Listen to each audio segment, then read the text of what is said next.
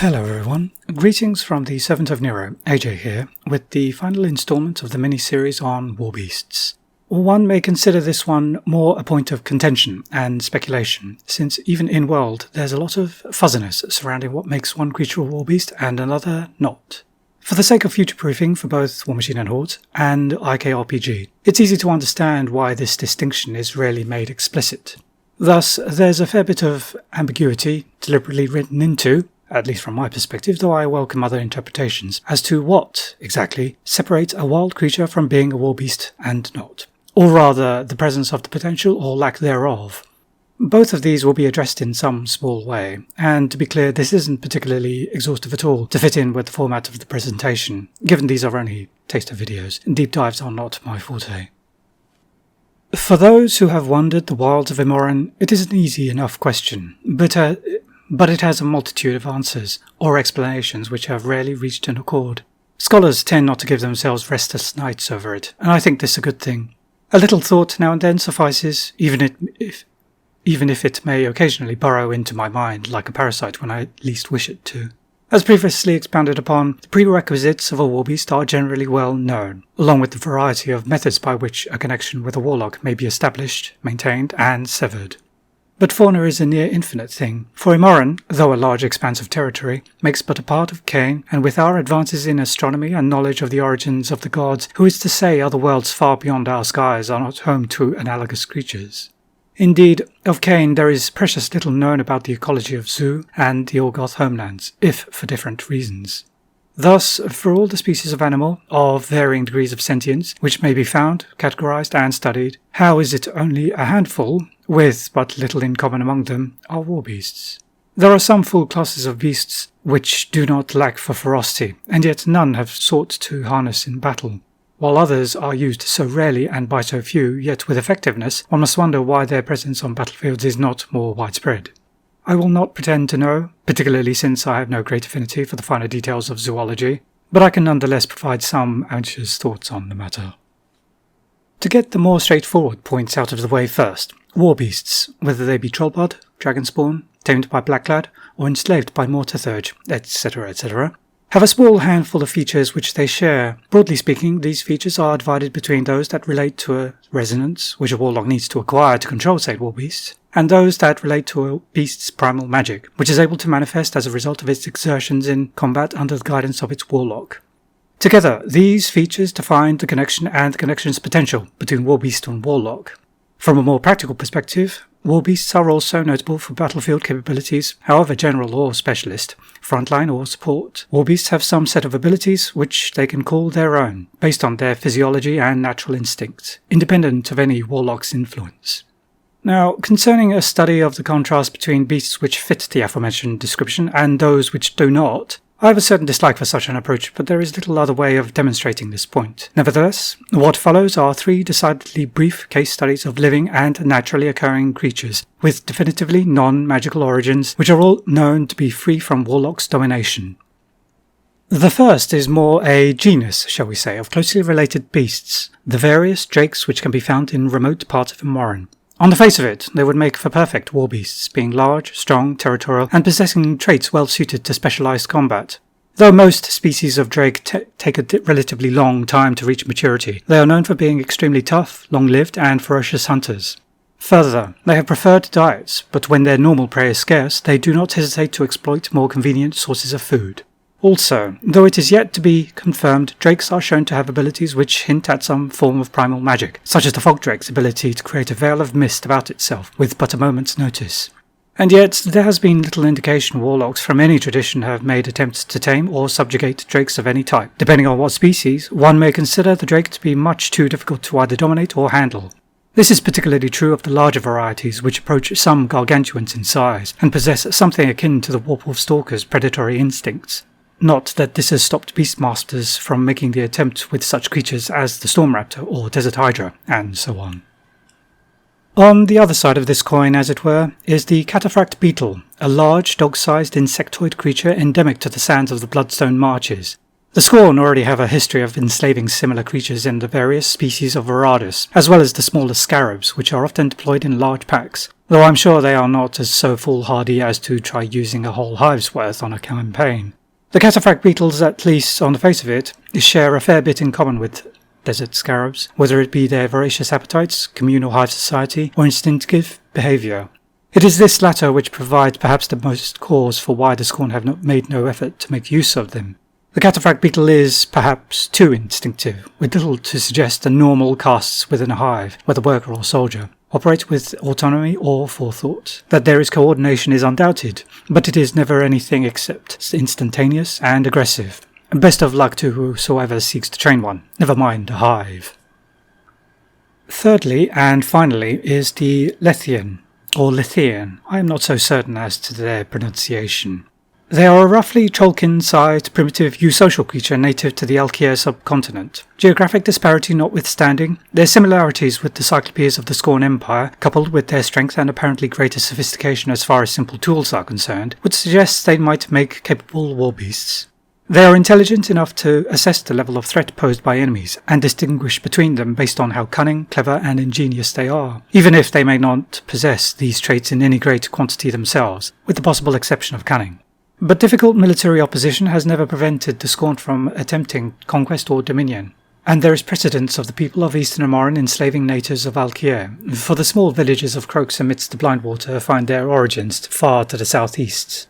Thus, in the case of the Lethians, it appears the Scorn either made no effort, or efforts were abortive, because this creature shares the disadvantage of both Croak and Cyclops. The Croaks were merely and opportunistically enslaved to serve as an alternative source of labour for the Scorn's serf caste, which requires a great deal less effort and sophistication than incorporating them into their bestiary. Meanwhile, though we in the West only know vague details of how the Scorn subjugated the Cyclops, their territory was incorporated into the Scorn realms almost entirely, while they have made few, if any, inroads into the Alkier subcontinent. Thus it would seem there is little, or was little, profit to be had from attempting to conquer the Lethians. The counterpart to these instances of full populations of creatures are a small number of instances of what can only be considered outliers, which, while they do not suggest to any trends or practical application for organised beast handlers, do indicate potential on the part of both beast and warlock. Instead, the warlocks in question have peculiarities which come in what they are rather than who. One is a dwarf and the other is an elf, which creates a situation of no little ambiguity, since there is little by way of history or tradition of beastcraft among either race, except those granted by the gift by Ether and Baal through unnatural means.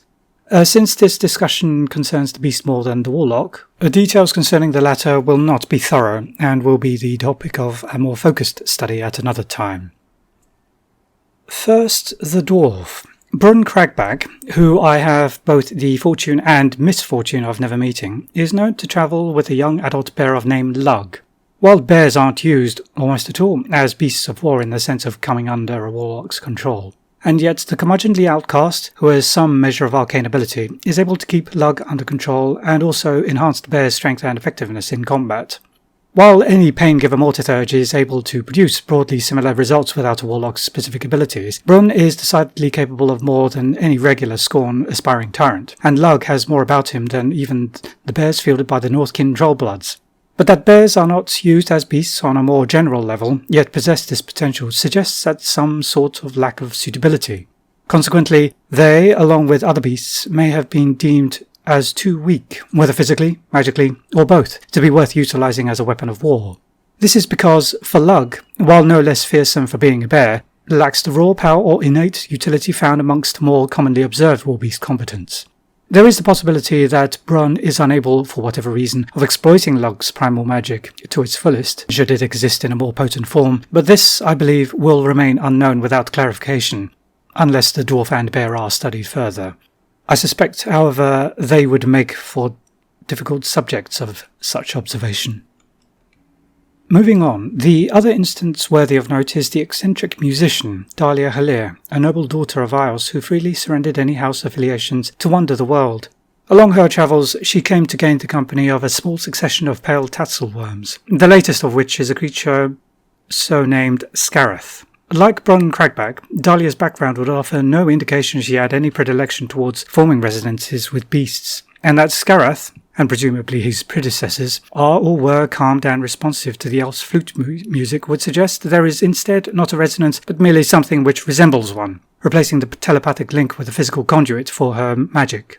This must be tempered by the knowledge neither Dahlia nor Brun had or have, to the best of my knowledge, formal, or informal at that, education in beast mastery. But as to Skarath, like Lug, he is of a species not considered for application in war.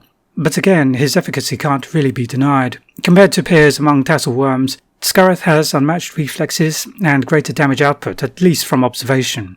From the perspective of reputation as a creature of the wild, though, Skarath, as a tassel-worm, possesses a certain fierceness lacking in Lug. Simplistic though such an interpretation may be, this alone would lend it more usability as a warbeast. And yet, its natural habitat, at least the pale varieties, but likely no few of the other species as well, alongside its innate ferocity and its preferences as a fighter, given its serpentine characteristics, perhaps make it ill-suited to widespread use. Moreover, it seems as though the creatures require almost continual attention to maintain a level of domesticity, shall we say, and for a population of such beasts it is highly impractical, unlike, say, the highly territorial griffins utilised by the Blackclads, which can be left to their own devices away from war efforts. In Dahlia's case, she is an individual who leads a single tassel-worm, and thus, having honed her abilities over several years, she may even consider the companionship of Skarath as normal as you or I would view a neighbour down the road. Organisations would not have it so straightforward by comparison, even if matters concerning Skarath and his fellow tassel-worms are made simpler by the fact that, as a reminder, Dahlia is well known for eccentricities. With all this in mind, I believe the line between a mere beast and a warbeast is surprisingly thin, and it would take thoroughly exhaustive research by a willing warlock to establish exactly which wild creatures may or may not be harnessed to fight in war. Preferably, the said willing warlock would be either a druid or a particularly talented Scorn Tyrant, and more to urge, neither of whom I think would be amenable to such offers of academic advancement. The reason these would be preferable is due to their respective cultures' propensity for variety in their bestiaries, and also the manner in which they bring new beasts under their influence. Were they to be so inclined, application of their abilities would identify those creatures with which they may or may not establish a resonance and identify enemy. Thus, we come to a possible delineation between categories of beast. Any beast which can manifest primal magic is perfectly capable of being utilised as a warbeast, but the question of just what dictates this ability or possession of magic will as yet remain unanswered. However, the potential for being a warbeast does not equate to actually being one, for no other reason than a controller's desire and capacity to, well, control. This lack of desire can come from beasts which are much too ornery, unpredictable, or of a nature so wild it takes far too much effort to exert one's will over them. Among those warbeasts of which we are aware, some are already close to fitting this category, which explains their rarity and the low number of warlocks who opt to take these beasts in battle. Conversely, lack of desire can come from the absence of practical use in battle, whether it be low impact or low applicability to the battlefield. As for control, this is perhaps less to do with control on the battlefield, but away from it. All creatures have a natural habitat, and without further study it is difficult to say how they would adapt to climes not their own.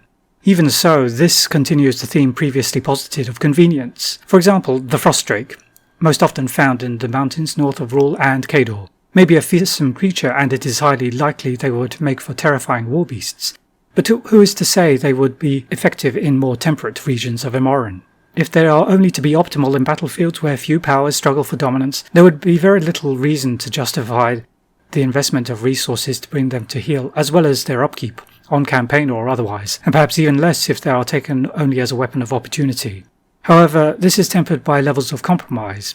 A warbeast must be many things, and a great deal of what makes one depends on the outlook their warlocks hold in terms of what they themselves require and desire from a warbeast.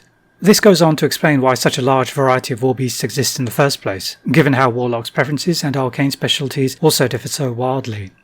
A warbeast must be aggressive, but not so aggressive as to turn on its warlock at the first loosening of the leash. A warbeast must be easily moulded to a warlock's psyche, but not so easily as to be useless away from their influence. A warbeast must be purposeful upon the battlefield, but not so much as to be nothing but a drain on resources when away from it, and so on and so forth. Convenience and compromise. That said, with threats to Imori's territories, whether lately diminished or looming on the horizon, war may come to those parts of Imoran which have remained untouched by such violence, so it is possible new creatures will join the ranks of Warbeasts compelled to the defence of their master's interests.